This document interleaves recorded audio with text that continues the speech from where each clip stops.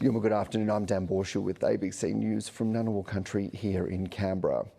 In a world first, Australia has drawn up a set of national guidelines to make schools and childcare centres safer for children with life-threatening food allergies. 1 in 20 school-aged children in Australia has a food allergy, and that number has been rising over the past 15 years. Maria Said is the CEO of Allergy and Anaphylaxis Australia and the co-chair of the National Allergy Strategy and joins me now. Welcome to the program. Thanks, Dan. Just how important is these new guidelines? These new guidelines are very important. It's important that Australia has national guidelines for the management of the risk of anaphylaxis in school and in childcare. States and territories have had their own policies, their own legislation and guidelines over the last 20 years. However, it's important that we are in alignment. Some states and territories do it very well, and others need to do a little better. Some are too enthusiastic. So it's about implementing manageable strategies and what we see as best practice to help keep children safe. I suspect many parents that are watching you today, Maria, will be wondering why this hasn't been the case already. Well, it's things take time. We've certainly, I can say to you that in 1990, when my son started school with food allergy, we had no guidelines whatsoever. So thankfully, we do have guidelines in each state and territory, but this is a world first in bringing national best practice guidelines to the forefront. The launch will hopefully help support parents, students, and certainly educators in both school and childcare in managing the risk of anaphylaxis. And what will it mean on a day-to-day basis for schools to ensure the safety of children? Schools will have a better understanding of what is expected of them and what is reasonable in a school environment. Sadly, we have, some parents who are, wanting extreme measures in place which are not manageable, and then we have other parents who, forget to tell the school that their child has an insect allergy and has an EpiPen or an Anapen in their school bag, for example. So it's about a standardised approach, a consistent way forward so that everyone knows what their responsibilities are.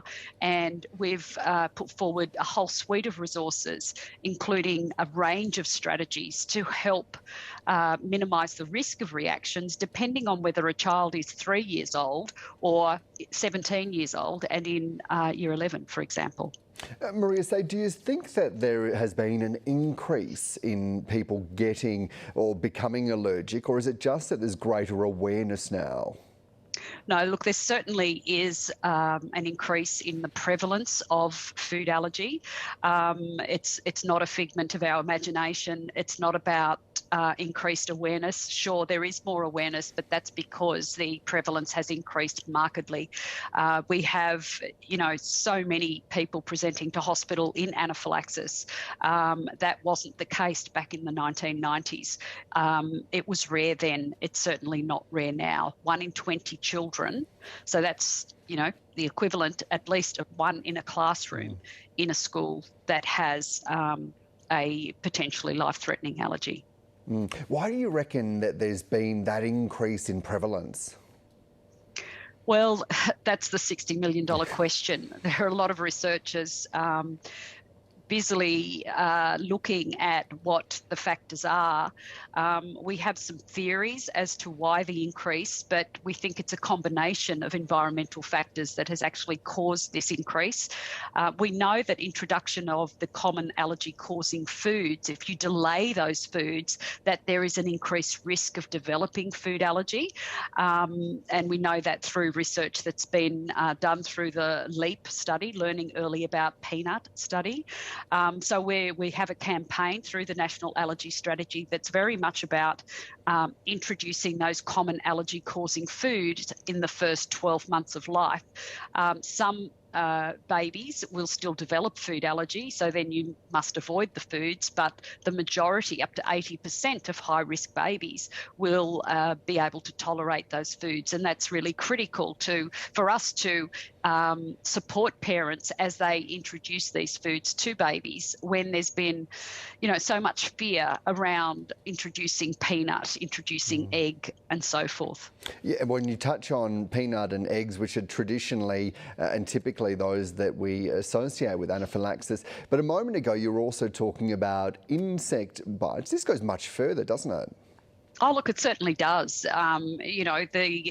We have 8, 9 common foods that trigger anaphylaxis, but insects certainly trigger anaphylaxis as well.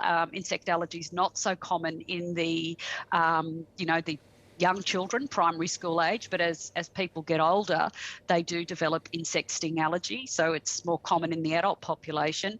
But then we also have, medication or drug allergy. People can have food-dependent, exercise-induced anaphylaxis. So, for example, they can eat wheat and sit and calmly do nothing, and they're fine. But if they eat wheat and they briskly walk to the bus stop, they can go into anaphylaxis. So, there are lots of variations. It's not just about peanut. And what do parents do? Where do they go? And I guess that applies to carers as well. If there are young people in particular that they fear might be having an anaphylactic reaction. Well, first and foremost, if people think someone is having an anaphylaxis, you call 000 for an ambulance. If you've been prescribed an adrenaline injector, such as EpiPen or Anapen, the person should be laid on the ground, their feet outstretched in front of them, and they can sit up if they have breathing difficulty. If it's a little child, then don't hold them upright over your shoulder. Hold them across your body. We don't want these people to get up suddenly because that can cause a sudden drop in blood pressure. If the person has an adrenaline injector, administer the adrenaline and then call 000. And what about if you just don't know? Where do you get information if it's not an emergency situation like you've just detailed? Yeah, so if you don't know and you want to know more about this so that you're prepared, and, I think it's something that all Australians should be aware of because the prevalence is increasing. People can go to allergy.org.au or allergyfacts.org.au. These guidelines that we are launching today can be found at allergyaware.org.au. Yeah, well, thank you so much for sharing that with us this afternoon, Maria Said, co-chair of the National Allergy Strategy and CEO of Allergy and Anaphylaxis Australia. Really appreciate your time and the great work that you've been doing. Thanks so much, Dan.